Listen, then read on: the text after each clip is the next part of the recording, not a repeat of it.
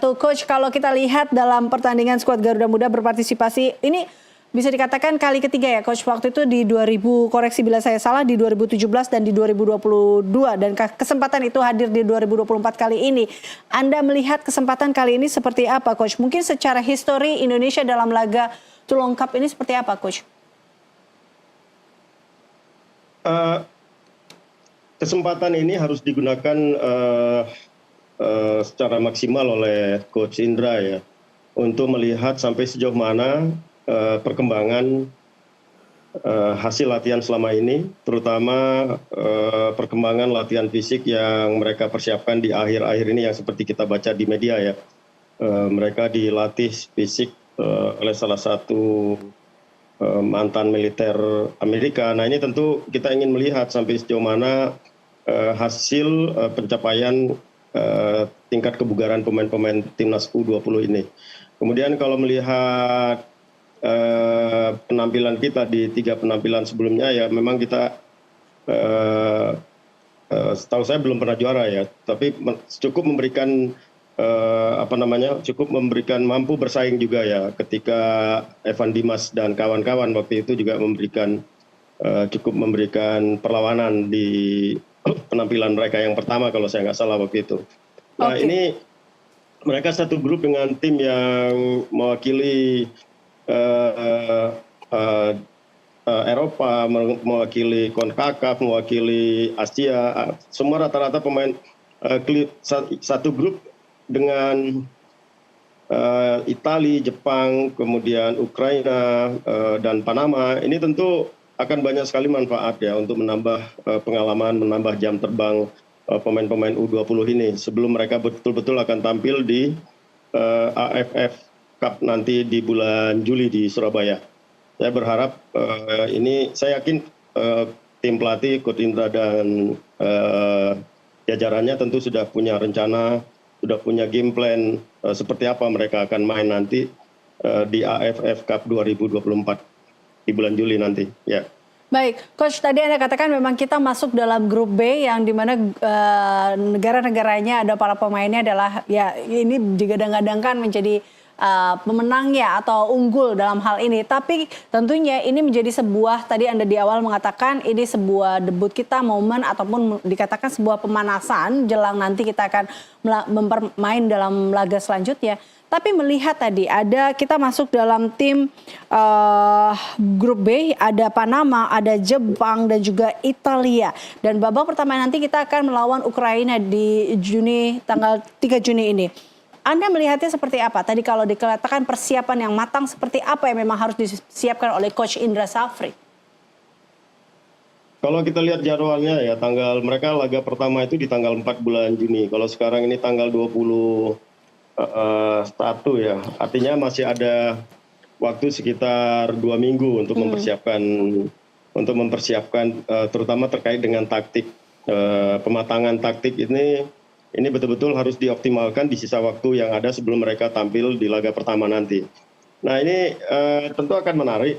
Di laga pertama biasanya adalah laga yang akan menentukan langkah mereka ke pertandingan berikutnya ya, di turnamen ini. Nah kebetulan lawan yang dihadapi juga tidak mudah, salah satu tim yang kita tahu punya sejarah yang cukup bagus juga di sepak bola Piala Eropa. Sekali lagi saya sampaikan bahwa hasil itu penting, tapi yang jauh lebih penting adalah bagaimana Coach Indra bisa menemukan pemain-pemain terbaik nantinya yang akan disiapkan, yang akan diturunkan di Piala AFF itu. Ya. Coach, kita tadi Anda katakan ada 2 minggu untuk persiapan ini. Kita tahu juga kemarin tadi Anda sudah mengatakan bahwa persiapan Indra Safri menggandeng Elber ya, yang sini mempunyai background Marinir AS untuk kekuatan fisik anak-anaknya, lalu juga nanti akan melakukan training camp. Anda melihat ini cukupkah untuk Coach Indra Safri melihat bagaimana kesiapan anak-anaknya dan juga memasang strategi nanti dalam pertandingan ini? Ya kalau kita bicara waktu persiapan saya kira cukup ya, bahkan lebih dari cukup, karena target utamanya kan di AFF sebenarnya, bukan di Piala Toulon ini ya. Ini kan hanya target antara sebelum mereka betul-betul tampil di target utamanya. Artinya apa?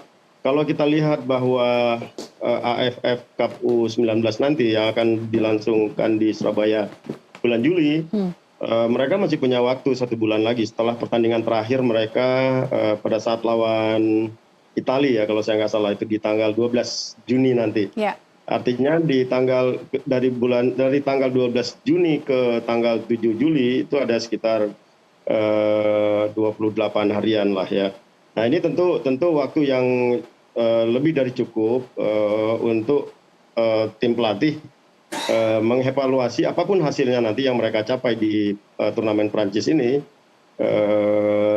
Tentu semua capaian itu akan menjadi bahan analisa, bahan evaluasi untuk memilih pemain-pemain terbaik yang akan menjadi tulang punggung timnas U20 di AFF Cup nanti. Ya. Artinya bahwa coach, turnamen Toulon Cup ini begitu besar impact-nya atau dampaknya nanti kepada timnas kita untuk menghadapi turnamen berikutnya seperti itu, terutama juga tadi coach Indra Safri juga bisa melihat dan mengevaluasi dari permainan anak-anaknya kali ini. Seperti itu coach?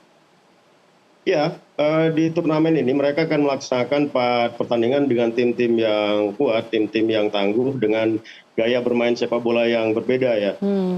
Artinya ya kita semua berharap semua pemain timnas U20 yang akan dikirimkan ke Perancis nanti diberikan kesempatan bermain yang seoptimal mungkin. Jadi supaya semua pemain itu punya pengalaman, punya jam terbang yang bagus ya. Mereka punya berhadapan dengan tim-tim dari negara konfederasi yang berbeda, dari Eropa, dari Asia, dari CONCACAF. Ini tentu akan memberikan dampak positif buat mereka sehingga bisa mengukur mereka pemain-pemain kita timnas U20 ini secara individu bisa mengukur level mereka itu ada di mana ketika mereka bertemu dengan teman-temannya di kelompok usia yang sama berasal dari negara yang berbeda. Kemudian yang kedua untuk tim pelatih tentu penting untuk mengevaluasi secara jitu penampilan semua pemainnya, terutama terkait 4 aspek penampilan pemain ya, fisiknya fisik, kemudian teknik, skill, taktik dan mental.